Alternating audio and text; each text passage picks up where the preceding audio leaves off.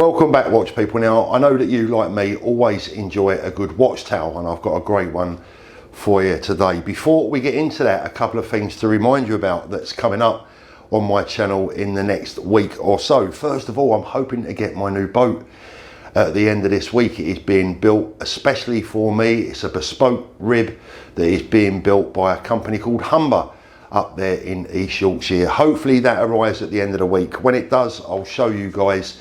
And the question is, what have I named the boat? I asked you that question in a previous video. I'm going to give you a bigger clue today, guys, okay? So it is named after a Rolex watch. What's the name of the boat? So far, I've only seen one person that's actually got it right.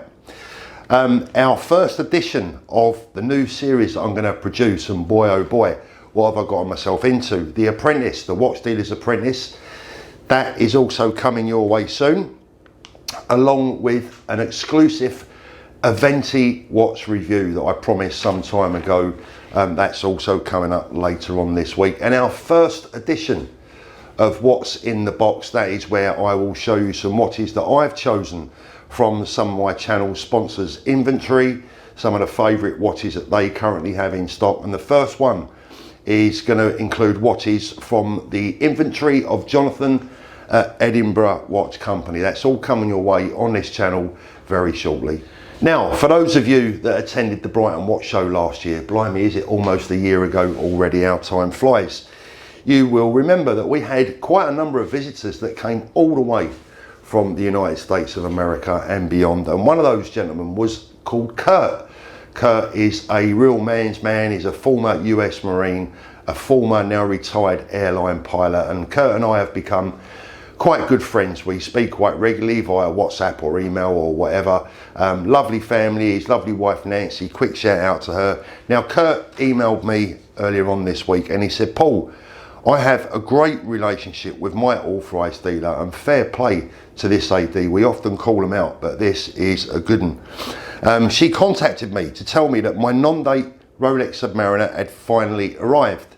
Now, she's the president of 4 Rolex authorised dealers and jewellery stores in the upper Midwest in 4 separate states here in the United States of America, and she's always been very honest and totally forthright with me. She told me that she was holding the watch for me, but she was going to be out of town for a while. Just in case I didn't want to miss the watch, I informed her that I would send a credit card number to her authorised dealer and show good faith, and then send her a cheque for the full amount when she returned.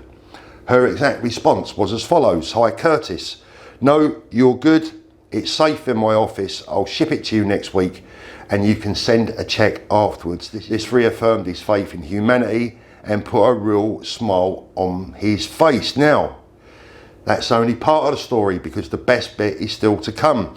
When Kurt received the watch, he had 2 massive bonuses that I'm not even sure that Curtis himself was fully aware of just how much they could be worth. So, having received a non-date Rolex Submariner that he hadn't yet even paid for, Kurt obviously opened the box with much anticipation, and what did he find inside? Well, he found obviously his 114060 Rolex non-date Submariner, but what he also found was that it came on the brand new style warranty card, making it an absolute rarity. But on top of that, the best bit of all, the warranty card was dated the 5th of September 2020. Now guys, if you haven't got the gist of this yet, I'll give you a few moments to suss it out for yourself. Yes, Kurt looks to have had, and looks to be in possession of, the very last, or what is at least very possibly the very last ever issued 114060 non-date Submariner with a new style warranty card that's actually dated 5 days after the watch had been completely discontinued by Rolex. Now, what does that mean exactly? Well, look, let's be fair. As I said in a video just previously, the non-date Submariner really is generally recognised by aficionados across the world as the original Rolex Submariner. After all, the original sub that was first ever introduced had no date.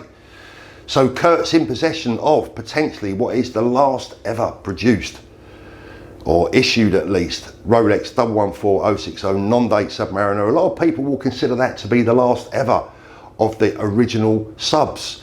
Now the warranty card, being the new style, will be a real rarity because the vast majority, probably I would imagine 99% plus of all 114060s that have been issued over the last 3 to 4 months are still coming with, or still came with, the old style warranty card. It'd be very, very difficult indeed to find a 114060 with a new style card. But even more importantly, and some years down the line, can you imagine that the extra value this watch will possibly carry because it has a warranty card that is new style, dated after the watch was discontinued? I really don't think that this should be underestimated, and collectors and aficionados out there will understand what I mean. This is a true rarity.